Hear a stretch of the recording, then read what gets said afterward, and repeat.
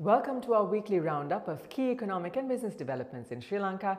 I'm Nishani Pigera, and here are this week's main stories. Revenue increase and streamlining expenses main focus in 2024 budget. Sri Lankan economy to grow 1.8% next year. Tourist arrivals continue strong growth. The budget took center stage this week. On Monday, President Ranil Wickremesinghe, in his capacity as the Minister of Finance, presented the budget for 2024.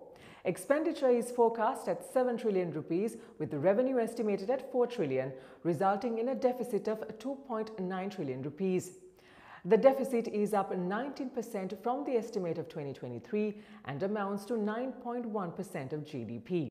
Interest and principal debt payment account for approximately 50% of expenditure, followed by salaries, which account for 1.1 trillion rupees. The President announced an increase to the borrowing limit from 3.9 trillion rupees to 7.35 trillion. 3 trillion is allocated for external debt restructuring and 450 billion rupees for recapitalization of banks. Taxes on domestic goods and services is to generate 2.2 trillion rupees, or 53%, following the increase of VAT from 15 to 18% from January, while 1 trillion rupees is to come from taxes on income and profit. Other noteworthy proposals included an SME concessionary loan scheme of 30 billion rupees, while state employees' cost of living allowance was increased by 10,000 rupees. 20% of shares of People's Bank and Bank of Ceylon proposed for strategic investors or the public, and a taxpayer identification number was made mandatory for transactions such as opening bank accounts, building plan approvals, and registering motor vehicles, among others. According to Shehan Semasinghe, State Minister of Finance, Sri Lankan economy is estimated to grow 1.8% in 2024, noting the government's commitment to fostering a robust economy with a special focus on developing small and medium enterprises as a part of this overarching objective. He also added that presently the government's focus lies on meeting the primary requisites of state revenue, managing state expenditures, and addressing a budget deficit of 2.9 trillion rupees. Moody's Investors Service says that Sri Lanka, along with Pakistan, are among the South Asian countries that are most vulnerable to balance of payment crisis. It cited low exports, lack of foreign direct investments, and much weaker policy management and higher political risks as main reasons.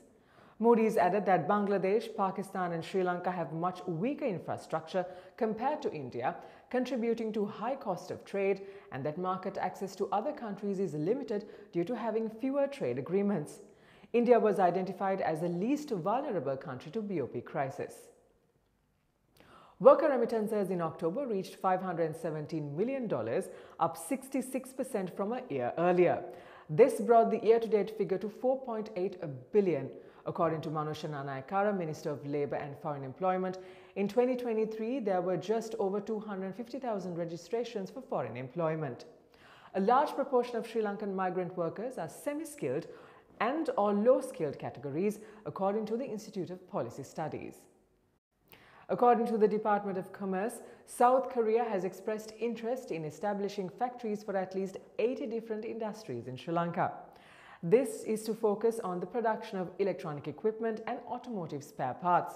Such was discussed between the officials of the Ministry of Industries and a delegate from South Korea who visited the country recently.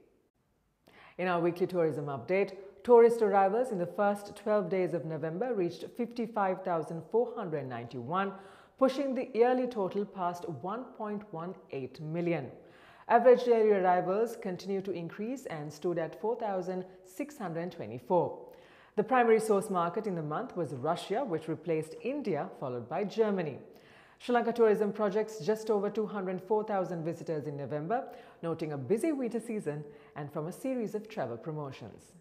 And now let's take a look at the weekly movement of the All Share Price Index and the S&P SL 20 Index at the Colombo Stock Exchange.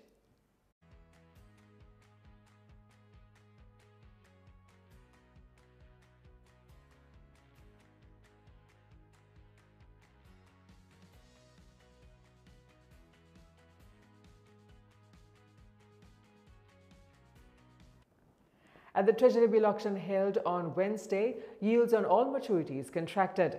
Bids amounting to 285 billion were received, of which 175 billion rupees were accepted.